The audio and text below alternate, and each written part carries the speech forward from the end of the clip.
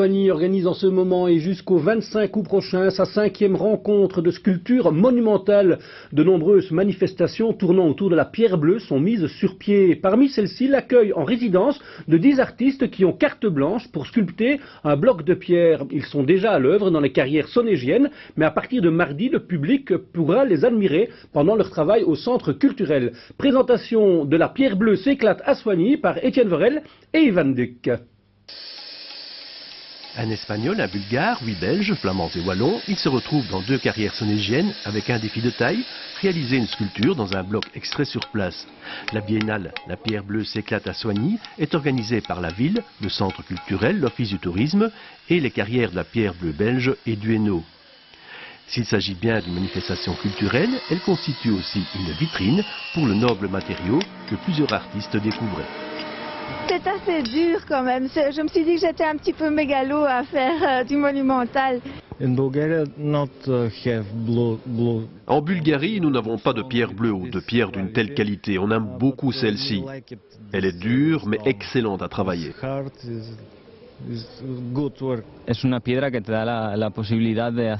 trouve que c'est une pierre qui donne la possibilité d'obtenir différentes textures qui peuvent apporter beaucoup à la sculpture que tu souhaites réaliser. Tu peux la travailler avec des machines, la disqueuse, ou la travailler manuellement et tu obtiens différentes textures qui vont ainsi t'inspirer dans ton travail et vont aussi donner différentes couleurs. Maintenant, on se rend compte en côtoyant les sculpteurs étrangers que la pierre bleue, elle arrive chez eux. Parce qu'elle est reconnue comme étant une pierre qui est très bien intégrée dans l'architecture moderne maintenant et dans toutes les constructions, qu'elles soient de petites ou de grandes dimensions sur l'Europe actuellement.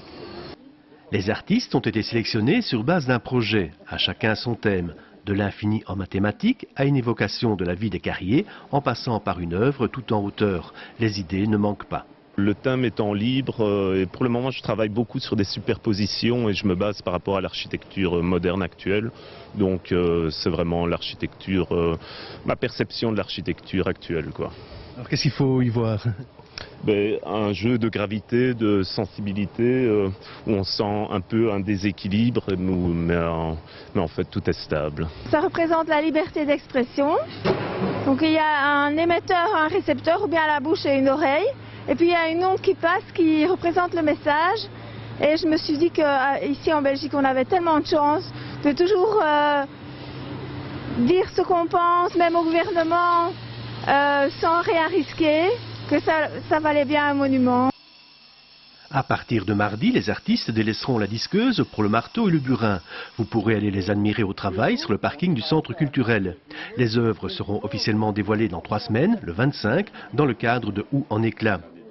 D'ici là seront organisées de nombreuses manifestations, visites de carrière, expositions et spectacles. Un copieux programme à découvrir sur le site du centre culturel de Soigny.